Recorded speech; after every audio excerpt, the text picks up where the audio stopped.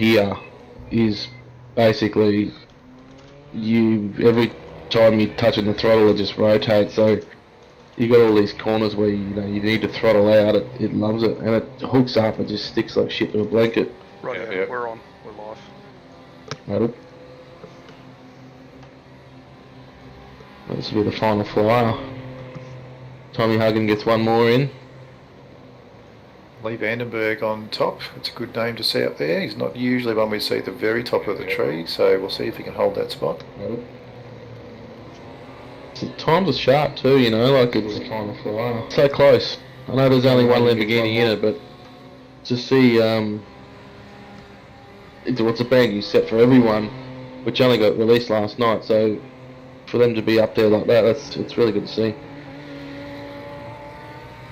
See what Roxy can do with the old tractor, see if he can bring it home. If anyone can do it, Ross can probably extract the most out of the Lamborghini's twitchy rear end handling. Yeah. Yeah, I was going to say, if anyone can do it, it'll be probably Ross. Mr. Consistent, yeah. There you go, a little bit overwhelmed when he saw the whole lineup of BMWs around him. But he'll be right. He just does what he does, puts his head down and away he goes. Yep, stay out of trouble and make it to the end. Yep. Yeah, certainly a pretty tight group of times there. It's really good to see that the field is so tight, and that's what fixed setups will give you, I guess. But it should make for some good racing. Yeah, it is, and both cars are so different to drive. They've got really opposite ends of the scale characteristics. So, I mean, certain cars will suit certain drivers, and obviously the Beamer being so new, and I think there was a lot of people that were unfamiliar in which way the car would actually go and what it could be capable of. But I do think these setups are really good in the way that they're adaptable, but they can also extract a heap of pace out of them. So, see Rossi Rizzo, see what he's got coming over the start-finish line now.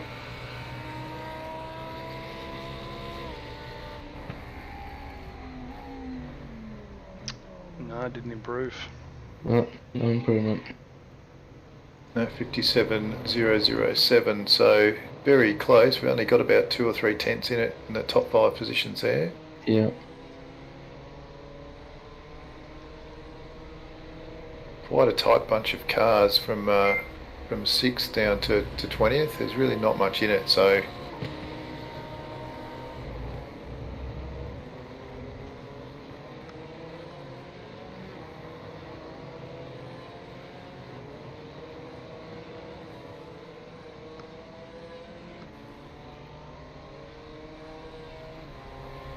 just waiting for the last few to cross the line, I think.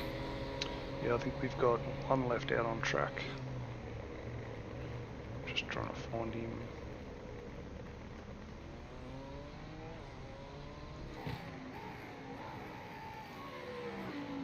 Oh. And they got into the pits anyway.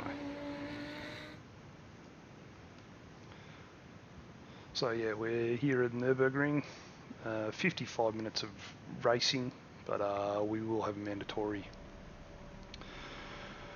safety car at the 15-minute mark called by the stewards.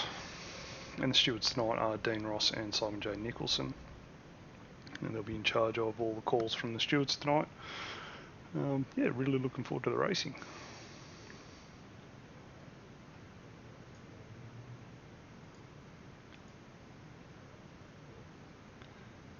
Race control's just running through the rules with the field before they grid up. But yeah, I'm really excited to see this format with 2 races in one. So it'll be great to see how it rolls out. Right, yeah. Well, we got the grid here. So Lee Vandenberg's taken out top with the front row. Tim Phoeben, Martin Crisp, Josh Thomas, followed by Rizzo and Huggin, Swan and Butler, Weitzel and Kircher, Groden and Carmichael. And we got West and Bread, So and Collins, Brett Hender and Jordan Cullis, Michael Whiting, Grant Matterford, Rob Harris, Eddie Van Velsen, Chris Pellet, Jai Potts, Jake Ferracci, Chris Barnes, Adam Bright, Scott Forsyth, Michael J. Brennan, Greg Chandler, Amber Griffin, Cam Walker, Kester Mack, Shannon Fever, Justin Quinn, Reese Morgan. Then we have Mitchell West, Brad Aldham, Adam Whalen, rounding out the rest of the grid.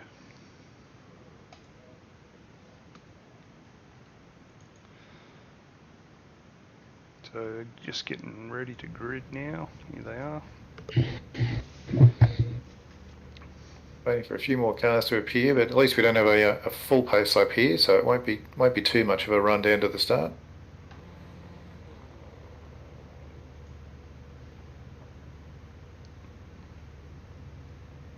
Not sure if our YouTube feed's working there, but we'll keep going.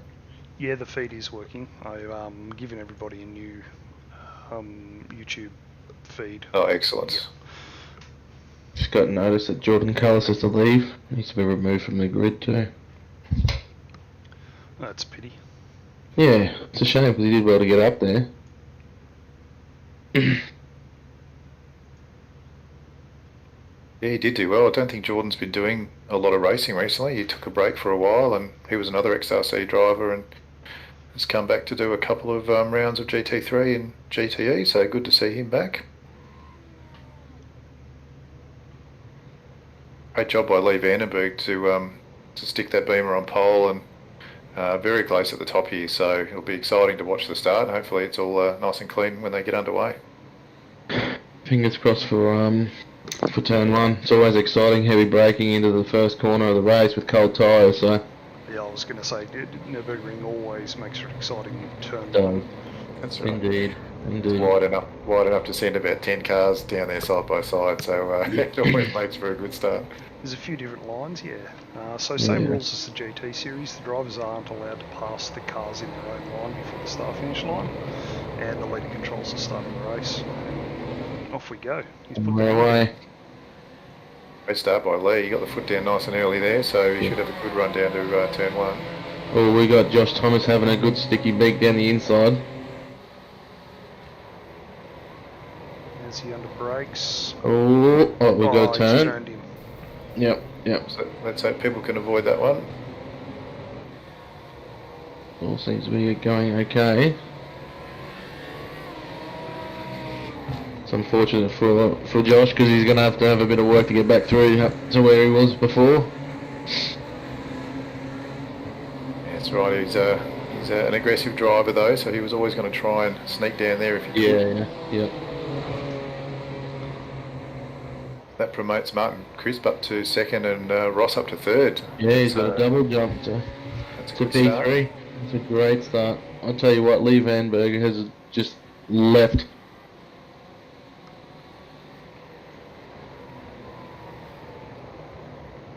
Yep, Lee's pulled out over a second already, so I mean he'll be pushing really hard here, I think, just to try and build a bit of a gap and make sure no one's in his toe when they get back onto the main straight. Yeah. And Martin doing a good job here. He's moved from, well, XRC has merged with 5-Star Motorsport, who are based overseas, so they've been working pretty hard on their driving actually, and doing some enduro rounds, so that's why the livery's a bit different. Correct. Yeah, that happened in the off-season. They've joined forces, so congratulations on XRC joining 5-Star. I think there was an announcement of Martin Crisp not being able to do a lot of racing. Did I see that one correctly? He's moving away back to overseas or something like that? Yeah, he's moving back to Canada, so we won't see him as regularly in AMF, unfortunately. But Oh, it's good to see him out here tonight mixing up with the boys again. He's always up the pointy end, so I'm sure he'll be giving it one last hurrah while he can. I'm sure he will. He's got 2 or 3 more weeks, I think, so we'll be certainly trying to get some seat time in before he heads off. Got a pretty angry pack here, and just up ahead too, so it's great to see that many cars. It's awesome, and it's nice and clean so far. Yeah, we've seen some good clean racing, some side-by-side through a few turns here, and no real major accidents yet, which is great to see. I might go and have a look at that incident at the start of the race. look, I mean, when the move was on, the famous words out in centre. If you no longer go for a gap that exists, you're no longer a race car driver. This is true. And that was pretty much there, man. It was there was enough to get a car in there, so he stuck his nose in. I don't know. I don't know if the other guy knew he was there. 'Cause he did sort of turn in on him, so it definitely could have been avoided. But yeah, being aggressive that early on is always going to be a fun little assignment. And it is difficult sometimes if some of these guys won't be racing with 3 screens or VR perhaps. So to judge that sort of distance and gap can be pretty tough, especially with modified turn 1 at Nürburgring. Exactly, and it's always a big thing that I do encourage everyone to run with the spotter on, because as annoying as it may be, sometimes it's helpful in those scenarios where you don't have that peripherals to rely on, you know. A lot of people do have triples, but for the single monitor guys, you don't know if you're Arthur or Martha in that situation, so Exactly right. spotter's definitely handy for that sort of stuff. So the 611 car of Nathan So just dropped about 4 positions. I think he might have had a slowdown, and poor Tim Phoeben, after that little punt at the start of turn 1, he's dropped back down to 12th position now, so he'll have a bit of work cut out for him to get back. Has he got any damage on the car? Doesn't look like it. It looks like a pretty Yeah, light bump. we've got another one he's around. okay. Ashley Collins in the 789 is around, and we've got a bit of a pile up with a pulse car in there as well. Yeah, that was a replay back to that. Right.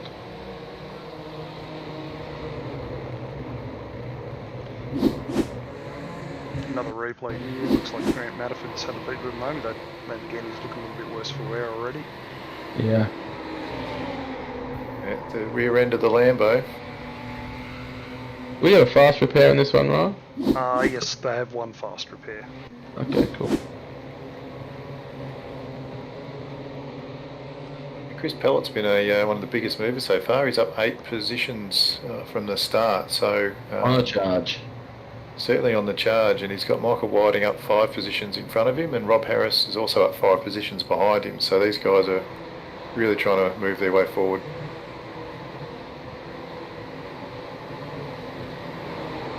Rob Harris putting a little bit of pressure on Chris here, so we'll have to see how Chris copes with that. Chris has been out for a little while with some back and leg nerve sort of damage and injury, so he's on the painkillers tonight, he told me, so we'll see if he can drive a straight line for the whole race. Hopefully you can see a straight line too. They've done a fantastic job so far.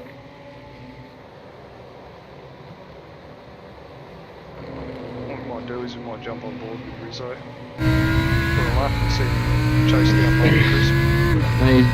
He's had to grow some patience, which he is the king of it. They're sitting behind, there's a couple of moments he could have had a good sniff, but Rossi being Rossi is the gentleman sim racer of the team, so he knows when and where he can't do it. But the gap is it's closed a little bit to Lee Vandenberg, but it's really just sat there. It's such a hard track to pass to. There's a lot of slow speed stuff, so if you're going to do it, it's almost got to be a bit of a sin in most scenarios. Ross is a bit of a master at fuel saving as well, and that's certainly going to be a great way to overtake someone, is to overtake him in the pits.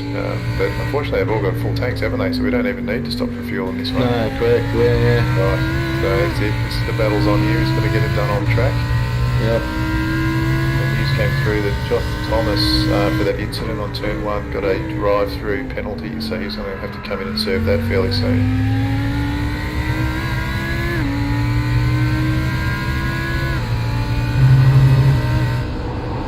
Shame, because he had tremendous pace all through that practice session and the qualifying, and now he's pretty much just thrown his race away. But no doubt he'll come back out of the pits with a raging and continue forward.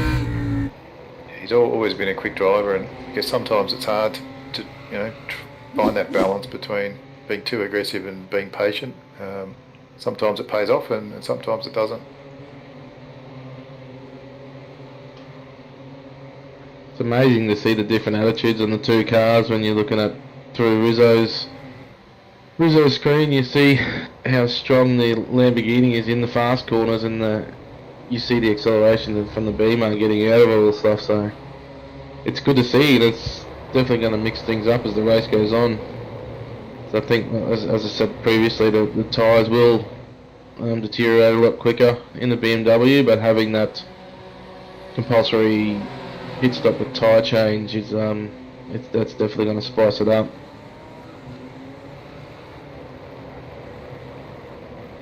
You see the top four cars there really pulled a big gap. They've got about 4.5 seconds ahead of 5th place, which is Josh Thomas. So they're really pushing ahead at a good speed. Yeah, and unfortunately he'll have to pit soon. He would have been issued the drive-through from race control, so he'll only have 3 laps in which to serve that prior to being disqualified. Here we go, Rossi's in there. Rossi's in. We're too wide. Oh, that was close. I can see Ross is just going to keep applying pressure to Martin here, and we know Ross is such an experienced racer in these series, and it'll be interesting to see where he tries to make a move and if he can force Martin into a mistake. Ross's experience definitely comes through with his race pace. You know, he may not be the quickest qualifier and one lapper, but throughout a race he's normally flawless. He very rarely makes a mistake and definitely capitalises when other people do. So it's good to see, but he's definitely got his hands full with the 2 in front. So it'd be good to see him progress forward and really keep applying that pressure. Yeah, look, from my end, watching a lot of these drivers for the last couple of years, Ross Rizzo clearly can put a race together. You can just talk to him after a race and he'll tell you everything he did wrong, but from the outside looking in, it looks flawless. I think he's probably his harshest critic. Correct, yeah. His team boss is a bit hard on him, but he's such a calculated guy. He knows where and when he can't do stuff. He knows his place. You know, if he doesn't have the pace that week, he'll just put his hands up and he say, "I don't have it." He's not one to dig and really live outside of his comfort zone. His comfort zone at the moment of late has just been in front and winning everything. So it's really boosted his confidence. I think it's only going to get better as he goes on. Yeah, well, I think he deserved that confidence boost too, because I do remember probably his first 2 seasons in the GT series, and he literally had no luck whatsoever. I think he spun it, he crashed it, he got it stuck in fences, he got drive-through penalties, he just had the worst possible luck, and then the last couple of seasons in the GT series, he's run away with it. Here we go, we've got a bit of a slip up from Martin Crisp, which has allowed him to go side by side into the chicane. This is a slight lift from Rossi to let him back in, but Jesus, tight. If we're starting to see those tyres really go off already now, which is amazing to see. I mean, it is a pretty brutal circuit for tyre wear. Yeah, I think this is where we'll see the difference between the BMW and the Lamborghini. Yeah, correct. Especially if Ross can look after the tyres behind Martin here, and Martin's going to be really aggressive and trying to get good exits and starts heading up those rears too much, it could certainly put him in a bit of danger. But they're still lapping in 1 minute 57s, and the top 3 are now 7 seconds ahead of 4th, so they're still flying. Great pace. That's awesome to see. The more they battle, the more they're going to lose the one in front, so it's in best interest to get the job done and keep pushing. Tim Phoeben moved from 12th back up to 8th now, so he's making up to 7th. In fact, he's making some good progress after Chris Weitzel's just entered the pits.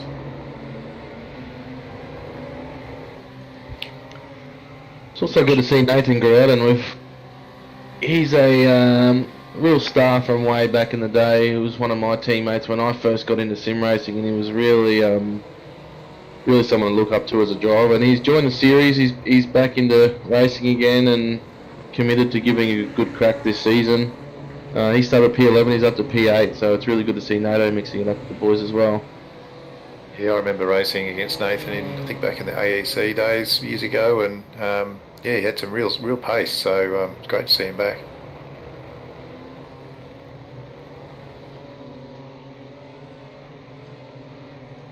Josh Thomas has come out net 21st after his pit lane penalty. Yeah, it'd be interesting to see what lap times he does here. Yeah, I'm not sure if he had some damage before because he wasn't able to keep up with the top three, but we'll see what he does now he's out. We've got a crash up front, guys. I just heard an apology from Martin, so... Yeah, he's just taking him out into the chicane, unfortunately. Oh, yeah. That's unbelievable. Hopefully they can get back on the track real quick. They're still stagnant on the side at the minute. Getting back on track right now. Ross is carrying a fair bit of damage on that rear left, so it'll be interesting to see. He may have to pit because I don't think the thing's driving too great. Now it looks like he's let Ross back ahead of him, which was nice. But now they're back in 24th and 25th.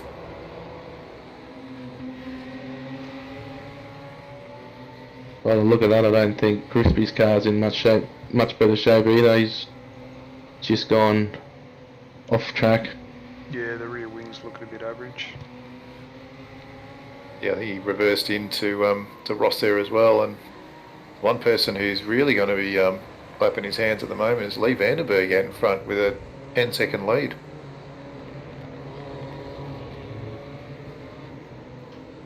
He's been gifted a huge lead. He has been. So just remember, the safety car is about to be called, so that lead will completely disappear. So the safety car gets called at the 15-minute mark, or thereabouts, as soon as race control decides it's the right time to call it. I would assume race control will call it coming close to the end of this lap. Yep. And then his lead will disappear. We'll see the field bunch up then, and we actually Jesse Butler and Luke Swan are up in second and third, and they were both pretty handy in the warm up. And Tim Phoeben now back up to fourth place, so he's very close to where he started the race, and that'll certainly make it interesting.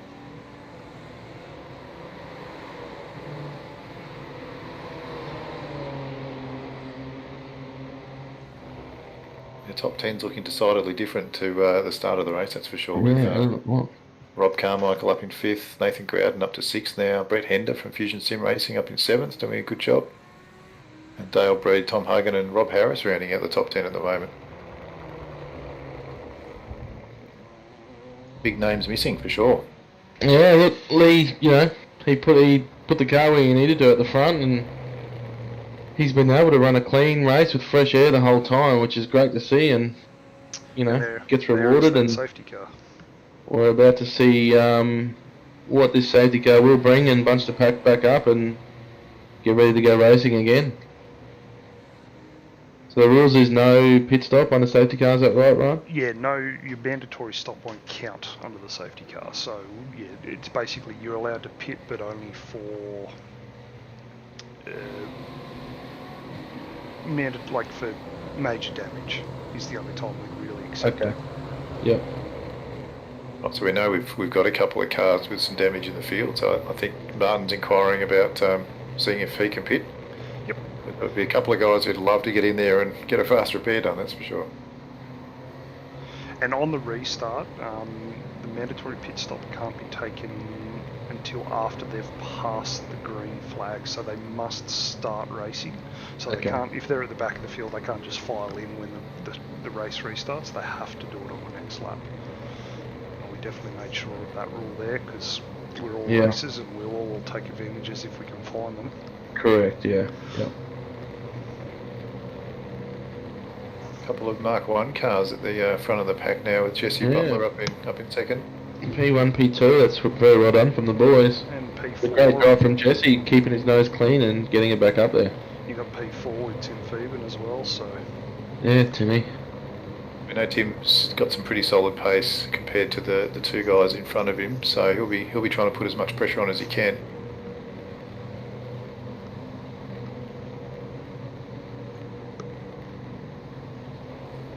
It's a bit like the BMW Cup at the moment, but I think the top Lamborghini is now Chris Barnes down in 15th. Yeah, and that's unfortunate, but no, racing we That's have racing. accidents. It happens. That's great. Yeah, it does. It does indeed.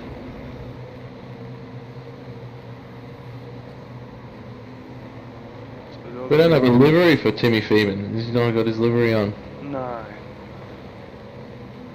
Would have been a good Photoshop run then. I think the biggest mover at the moment's Amber Griffin with 14. Oh, yeah. It's a great job. Justin Quinn up 13 from the back of the grid, done a very good job. And Adam Bryant is up 13 as well. Another driver who doesn't have his livery on is actually a PRT, Pulse Racing Team driver. No. Cross the knuckles, mate. Yep.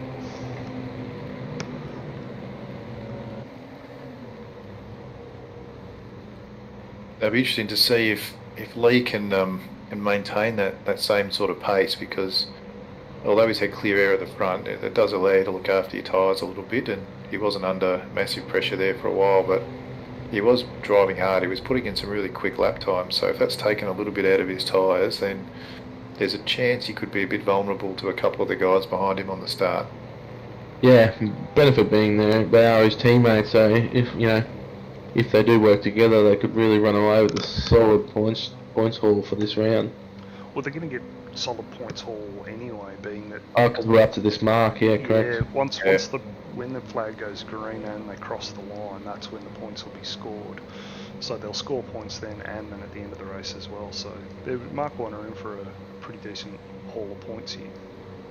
Are you doing teams championship points as well? This one? So it'll be the top 3 drivers for each team. Their points are what will be added to the team's tally, same as the way we do it in the GT series. Yep. Okay. Cool. We'll be using the points from the GT series as well, so the same point structure. And there'll be 2 drop rounds for the season.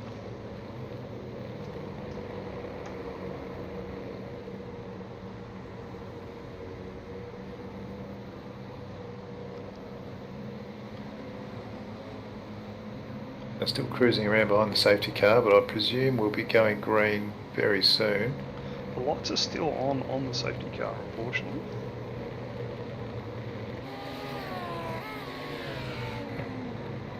Wave rounds have been... We've got a wave around, okay. Well, we're going to have to wait for a few wave rounds then. How many have we got? I think we've only got the 3, so it's not a big...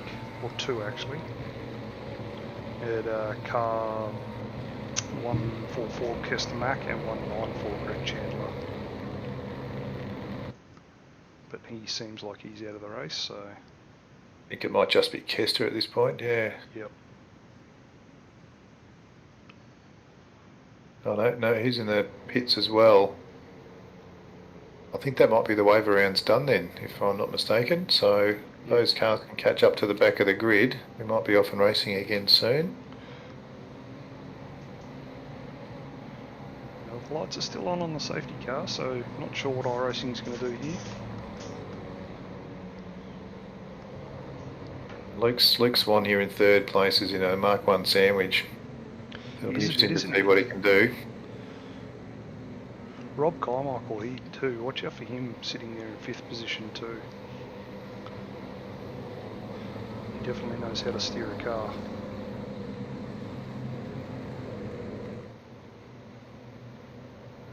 And I'll take this opportunity to thank our sponsors for our series as well. So we've got Seal Battery Systems and Sydney Computers.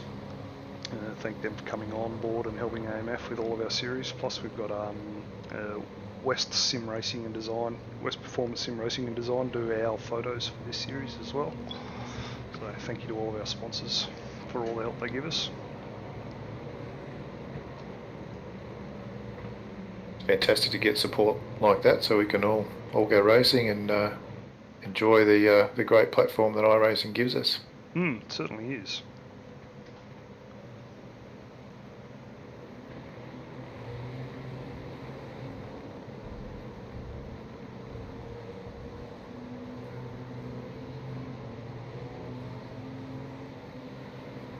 Oh, we're going around again. I'm going around one more time, unfortunately. I wish it's one thing I wish iRacing would allow us to do is dictate terms with the automatic safety car. Allow us to bring it in a lap early if we wanted to. So the lights are out. We're going in this lap.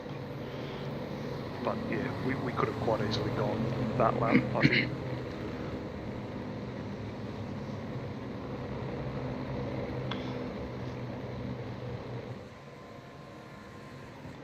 It's unfortunate that iRacing seems to be a bit biased towards ovals when it comes to the safety car, but we know there's certainly some improvements they could make on the road side of things, and that's why I think we see so many leagues run manual safety cars.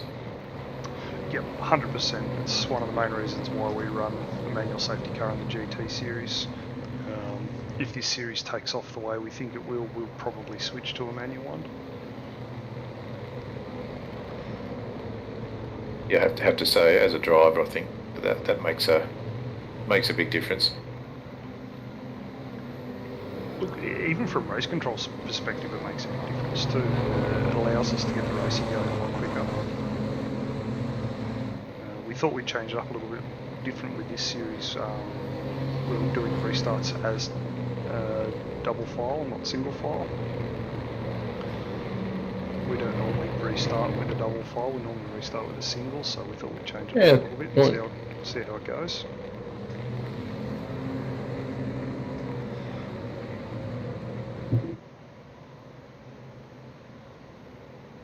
I like the double file starts. It just adds a bit more spice to it, and it's great to be side by side with cars into turn one. You know, it really makes it more interesting. Definitely room to see the non-Mach 1 car have a good sniff and make it 3 wide into turn 1. Well, and that's the thing, the double file restart has put Luke Swan in a beautiful position where he can have a look. Well, it also bunches the field up that much more, so it's good because it creates opportunities straight away into the first corner. About to go green. This is where the pulse will start climbing for a few of these guys. They get a few little nerves when the safety car's about to disappear.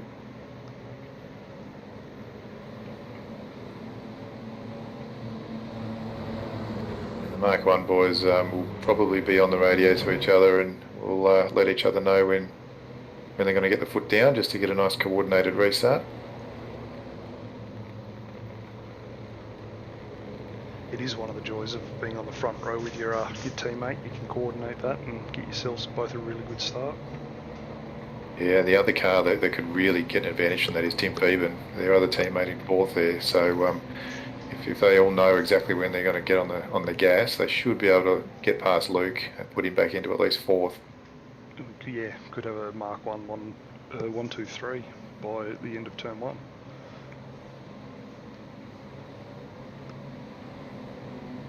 Hopefully 3 wide, so we see some good action.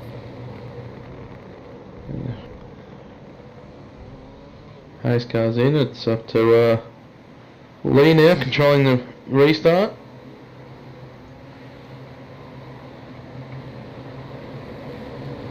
You don't want to go too early when there's long straights, but you do want to make sure you get a nice jump on the field. He's punched We're it. away. Yep, here we go. Up and racing now. Luke Swan's actually managed to...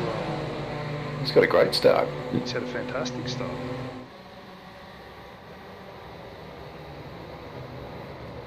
Keep it clean, boys. Big hit. Big one. That was Brett Hender into the back of someone, I think. 2 cars, 3 cars, 4 cars in the dirt. Yep. Looks like the majority of the field have got through okay. The FSR car fall victim to that one too, unfortunately. It looks like maybe Brett got hit from behind himself. Oh no, he's hit the rear of someone there. Yeah, he's hit the rear of the fishy car, and then that's hit the Mark 1 car. Yeah, it's unfortunate. Just maybe underestimated the braking marker a bit there. Poor Tim Phoebens ended up copping one again as well, by the sounds of it.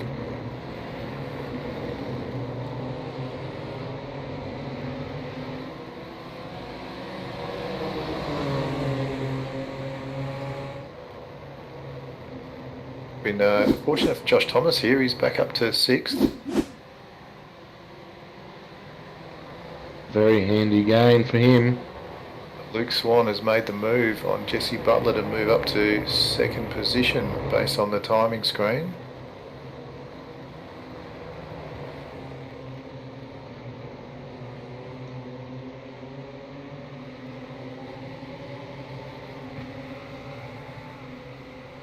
Oh, we've had a huge bust up back in the field.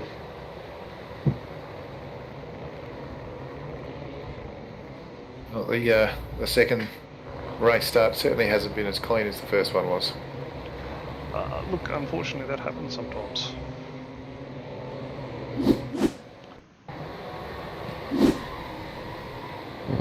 Oh no, that's an innocent avoidance crash. That's escalated something fierce. It did, didn't it? Yeah. I think it looks like one of those cars got spooked by Ross coming back onto the track and unfortunately caused a bit of a pile-up.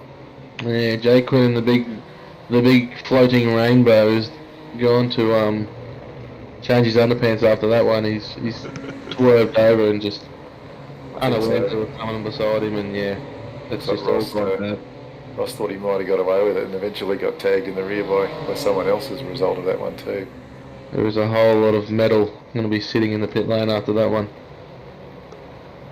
Yeah, Josh Thomas is really getting the gas down now. I think he backs himself for some pace here and just putting a move on Rob Harris. He's got the inside down to the hairpin here. Just backing out, letting him go through. Nice clean move there done by Joshy Thomas. And good driving by Rob as well. I think Rob knows that Josh has got pace. Just really good spatial awareness and knows that, you know, if he can actually tag onto the back of Josh Thomas, there's definitely a way forward in that regard. Absolutely, yeah. You've got to know, you know, where you sit, and there's no point battling really hard and losing, you know, both of you some time when you know you're a bit slower at the moment. So smart yeah, that's driving so from true. Rob. So true. A lot of people that aren't aware of that, yeah. Especially if you're driving for a championship and to get the best result, you want to make sure you really finish every race in a decent position. You don't have to win every race. You just have to be consistent.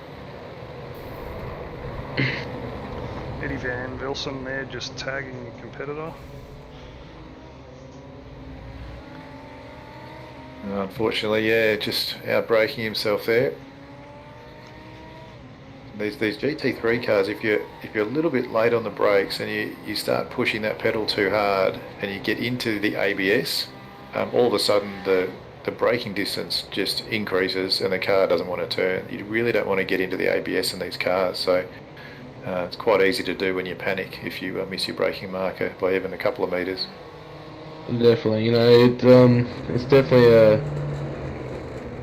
wrong perceived concept that, you know, ABS is there to assist your braking, but it really, if you are hitting the ABS, you're not getting the maximum out of your braking. So I think, given the fact like the BMW especially is very squirmy once you're in ABS zone, it really brings out an inconsistency in your braking, and I'm pretty sure that's what's come undone for a couple of the guys here tonight. Exactly right. It's the front end of that BMW becomes very, very dead and dull when you get into the ABS. It can be quite hard to feel through the wheel, but you certainly notice it when you spear straight ahead into a corner and can't turn the car. We got Joshy Thomas all over the back of Jesse Butler now for position, so this is definitely spicing up for a good one for Josh Thomas. You know, he's definitely not dead in this one at all. He's looking super strong, his lines are tight, and definitely knows how to get the best of that car at the moment. And I think that's one of the strengths of the way we've set this series up, is you can have an ordinary starting the original part of the sprint race and still come back and be half a chance of winning the feature. It's very true, and he's got the job done through the chicane. It's beautiful driving by both guys. Once again, Mark 1 Esports giving room where necessary, and Josh has dived into his territory. Interesting that he came in so early. Then actually, he had a bit of space to Luke Swan ahead there. I thought he might have gone for another lap because he was the fastest car on track. He was the only car doing a 157 prior to getting past Jesse there. So it would have been good to see what he could have done in a bit of fresh air and a bit more race room. So see what he has, and hopefully it doesn't put him too far back in the field where he's got more lap traffic to deal with. That's it. The risk here, if you pit early, is you come out in traffic and get held up by someone. It takes about 26 seconds, 27 seconds to put a set of tyres on, plus the length in the lane. So you're probably looking at close to 50 odd seconds to do a pit stop. Yeah, I'm just watching the time down the bottom at the moment and see what it comes out at for Thomas.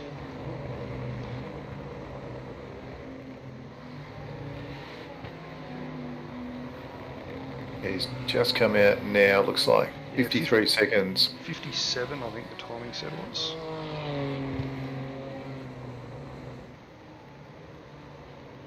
Looks like most cars that have pitted have been 52 to 53 second stops, so that's a pretty standard little stop there. But we know he had great pace before then, so on fresh tyres now, the other advantage he has is he's getting on these fresh tyres early, and he'll get maximum pace out of it. So he'll really be flying now.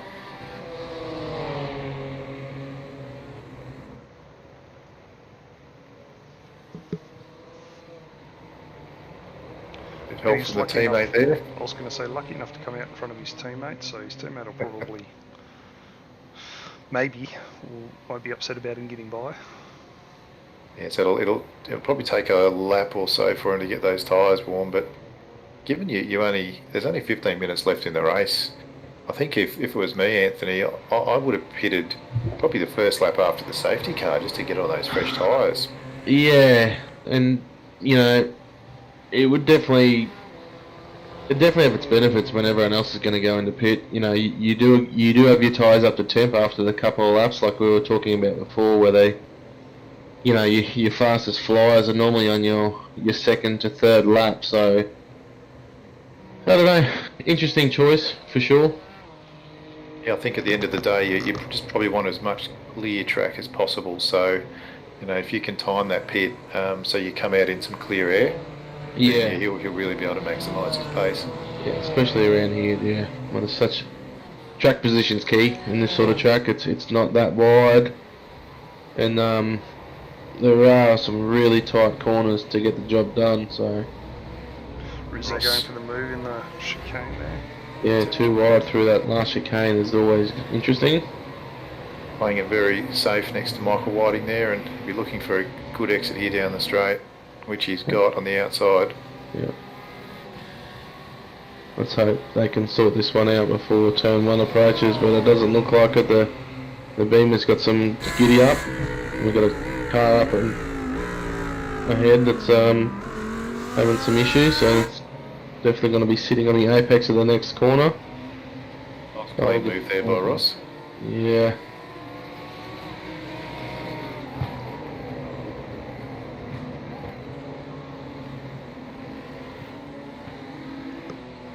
We've seen Lee Vandenberg pit from first place, which has put Jesse Butler in the lead for now. But if you look at the standing, you've still got Lee Vandenberg, Luke Swan and Josh B. Thomas all in a row there, a little bit further down the order, so the pit stop strategy hasn't really changed the order up too much. No, they're all so close together as well, so... And see, Luke Swan's only 1.6 seconds behind Lee, and Josh Thomas is right on Luke Swan's rear bumper. So if I was Jesse, I'd be coming into pit as soon as possible, just to try and make sure I'm not going to lose too much time to Lee here.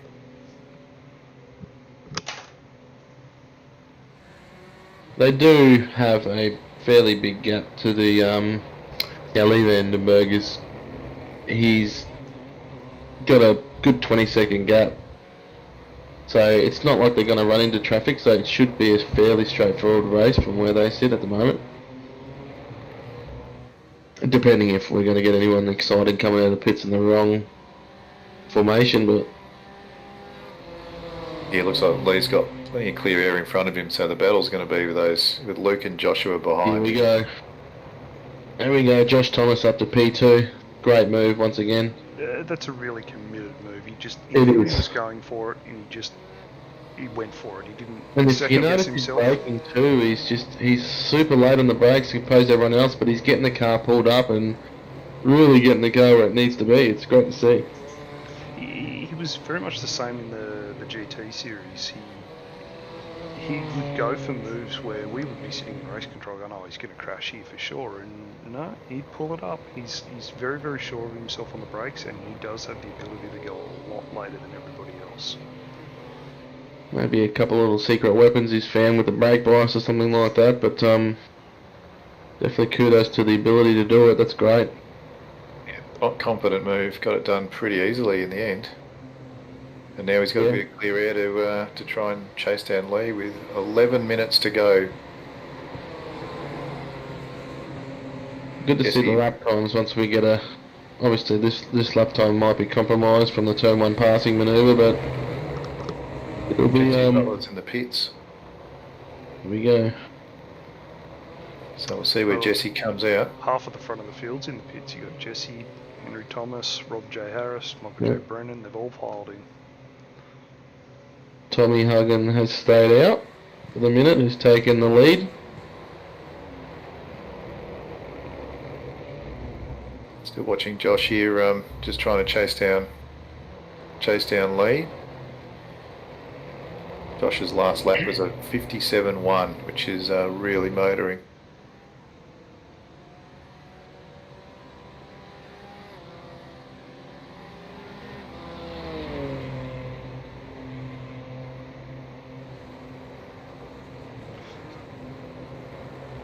Jesse Butler's really lost out a few positions there. He's come out behind Rob Carmichael.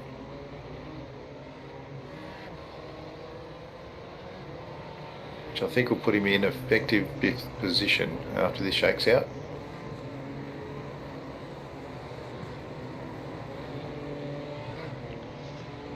Yeah, so Josh was about 2 tenths quicker than Lee Vanderberg on that last lap, so it'll be interesting to see how they go for the next couple of laps. Yeah, still a 2-second gap, so he's still got a little bit of work to catch Lee if he wants to get that number 1 position on the podium, and if he catches him, he's got to get an overtake done, and we know how fast Lee's been tonight as well, so it's not an easy track to overtake on, as we've seen, so that'll be really tough work. Rizzo's still fighting his way through the back here too, up into 14th. So knowing Ross, yep, he'll just be trying to get as many positions as possible, get as many points in the championship as he can. Although I suspect this one might be one of his drop rounds. Yeah, it's definitely not been a smooth ride for him tonight. But, you know, the potential's there. We have seen his ability and his pace in the car. So moving forward, it'll be a good one to watch, but just hasn't fallen his way tonight, unfortunately. He's renowned in our team as the Seagull. He's always picking up the scraps and just getting wins out of nowhere. So tonight, unfortunately, Rossi, there's no chips left on the sand, mate. But no doubt you pull your socks up for next round. Back in battle here with Rob Carmichael and Jesse Butler. Here we go. Around the outside, he's got a great run. Oh yeah, Rob Had had a him up. fantastic run around the outside, but Jesse's Yeah. tucked in. Yeah, here we go. He's tucked into the groove. If he covers his line, the inside, which he's done awesomely. And the Can hold it over. tight through here. This is Rob's good held it driving. beautifully. Good to see. Nice lines, very well done. Yeah, very tidy, very clean, very respectful racing. Yeah, great for both of them, you know. Jesse had the opportunity to give him a little bump in there and didn't do it. Here we go. It's tight. It's close, and he's just got over-unders coming everywhere. It's great.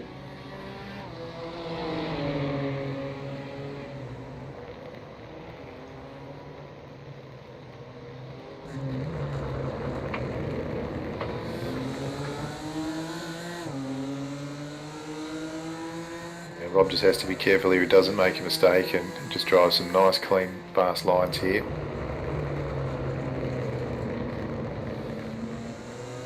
Jesse trying to square up that exit and get a really good run out of that hairpin.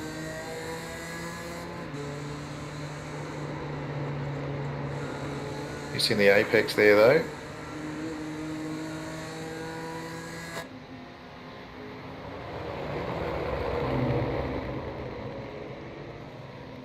7.5 minutes left in the race. There's still plenty of time to get back on the bumper of Rob there and see if he can make a move. Tommy Huggins really enjoying the fresh air up front, isn't he? He's really dragging that last pit stop out, which is, yeah, look, clean track is key, so good luck to him. Unfortunately, Mitchell West there touching the curb and having a bit of a spin. Tom Huggin, his last lap was a 58.0, so he's still putting in some pretty decent lap times there. Lee Vanderberg doing a great job, still maintaining that gap to Josh Thomas at about 1.9 seconds.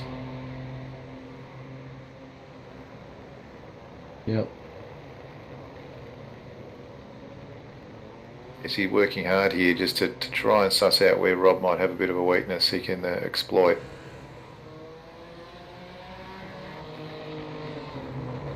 We know how experienced Rob is though in these cars, so it's going to be tough to find a way past. Yeah, it's good to see the mental games are coming into play here and showing his nose in places that he shouldn't be showing them and really trying to psych him out into busting a move. So definitely keep an eye on these two because there's going to be some fireworks coming up to the last few laps now. I'm pretty sure these two were former teammates quite a few years back as well. So they probably know each other quite well. Yeah, right.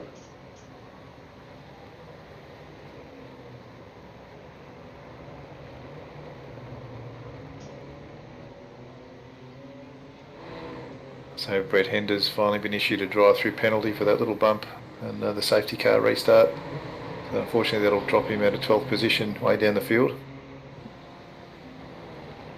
Yeah, it's unfortunate, but I think having looked at the replay, I think it's probably a fair call too, though. I don't think Brett will be arguing with that one, no.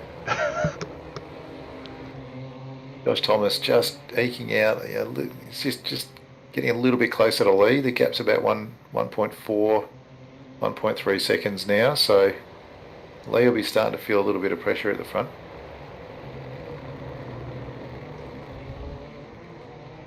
While we've been watching this battle, Ross Rizzo's moved up 4 places, up into 10th as well. Yeah, great recovery.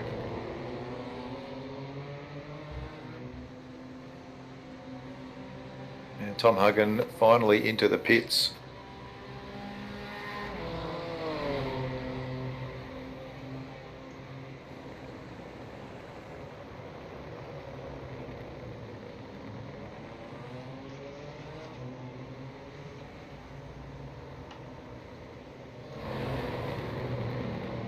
Martin Crisp has made a pretty good recovery too. He's back up to 7th after the issue he had with Ross. So yeah, Ross there. That's a great drive after copping the penalty, taking that one on the chin, and progressing forward. Good on him.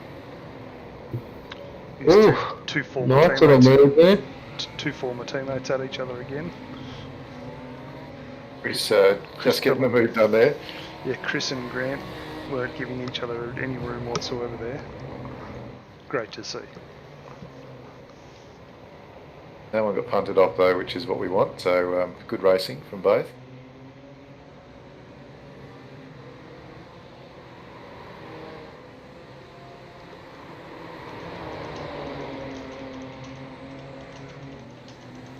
Although I still heard Chris apologising to Grant for knocking his mirror there into turn 1, but they're both happy.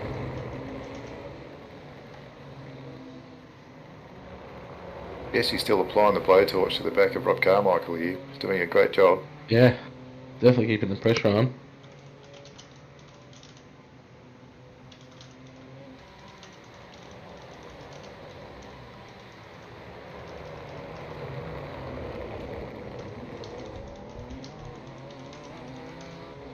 You've got to be committed into that chicane if you want to try and get a move done there.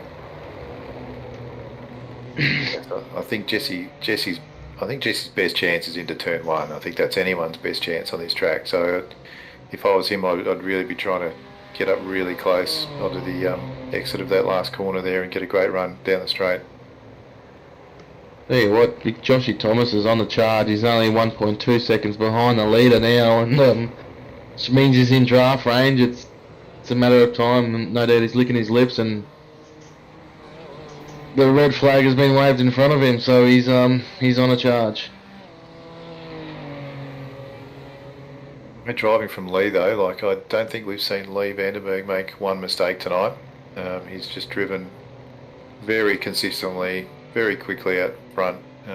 His paces look really solid, and doing a great job to try and keep Josh at bay. Amazing the pace that Josh is extracting out of this car so early on. You know, like I said before, it's car's been released today, and he's obviously just come to grips with it straight away, and he's obviously no stranger to pace, and he's obviously comfortable pushing the car. So good on him, because it's definitely an exciting race to watch from his perspective. He's definitely pushing it hard. We saw some dirt coming up there, and he's using every square inch of racetrack he can get those tyres on to try and maximise his pace. Yes, he's still close here. Unless he can get a really good run up the side of Rob, I don't think it's worth trying to have a go to the chicane here. We'll see what he does. This sort of scenario, he's probably best off just scaling it back and getting a good exit onto the main straight for the run down to turn 1. I don't think there's a real reason to bust a move before that, because you're only going to compromise it coming back down the straight. But if you can concentrate on nailing this exit and really get up on him for the for a dive into turn 1. Don't know if he's close enough at the moment to get the job done. No, it looks But like he's a Rob fair got gap. a better exit. Yeah, yep. He wasn't quite close enough coming out of that chicane. I think the exit from the chicane probably hurt him there. We've got a bit of a wiggle from the fishy car, which is bringing back even closer again. So Jesse's pretty good under brakes in that Beamer into turn 1 actually. I think if he can get close enough and get that car up the inside, he's got a really good chance of getting a move done. Which would be impressive on Josh Thomas himself, considering how good he is under brakes. Speaking of Josh Thomas, he's got that gap down to under a second to Lee now with, I think we might be on the last lap, are we?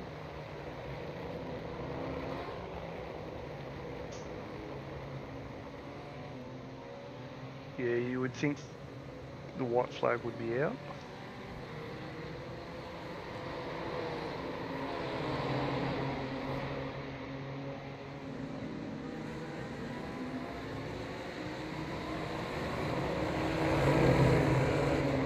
Where Lee just has to keep focused, keep hitting his braking markers, not make a mistake.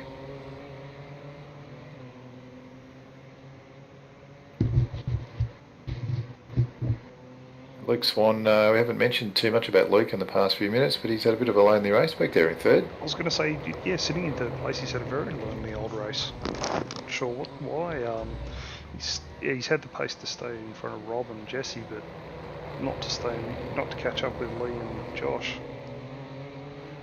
There we go. These guys have driven a great race. Yeah, very well deserved from Lee there, and also a great drive from Josh Thomas. It's great to see. Great recovery, yeah, especially after his incident at turn 1 at the start of the race. He got a drive through, so to be able to obviously come back, the safety car helped halfway through, but did a great job. Good Rob battle Carmichael. too from Rob Carmichael there, and yeah.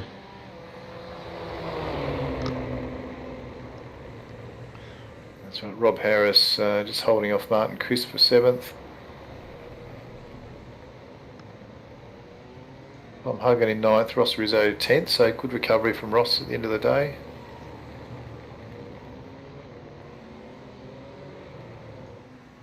Rob Harris in 6th position was plus 15, so he's had a great race, Rob Harris, moving up to 6th position. That's an awesome drive. Yeah, it's hard to walk away with that one with a smile on your face, mate. That's a great drive. Yeah, especially in a competitive field like this. So yeah, anytime you can get a top 10 or close to a top 5 is a fantastic result.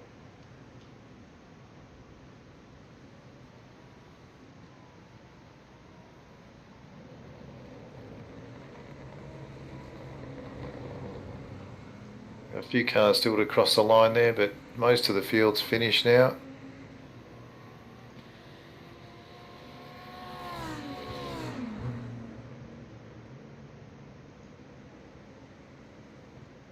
those race results up in a little bit.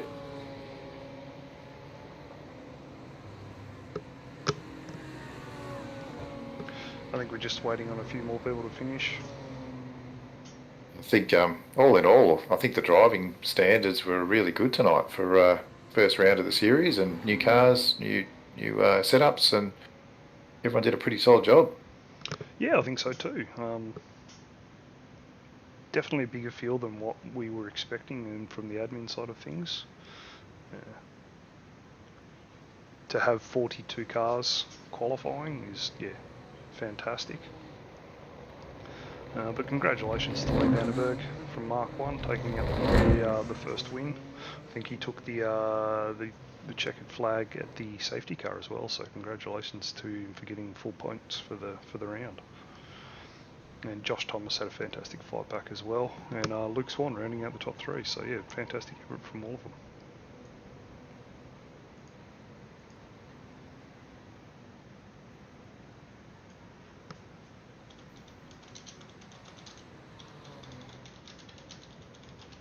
Great to see a few good drivers who have made some good gains there, with Rob Carmichael 4th, Jesse Butler 5th, Rob Harris, great result in 6th.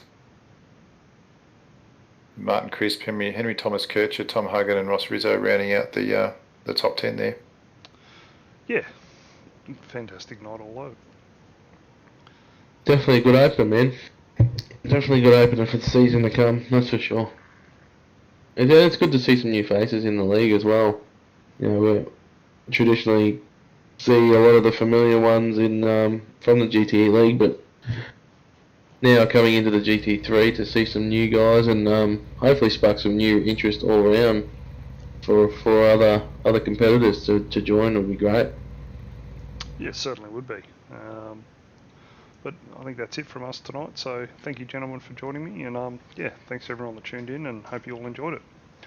Thanks for having us, mate. It was great to be in here, and look forward to the next round. Thank you. It'd be great to see everyone next week. No worries, and just finally, thanks again to our sponsors, Seal Battery Systems and Sydney Computers, for helping us out for everything they do.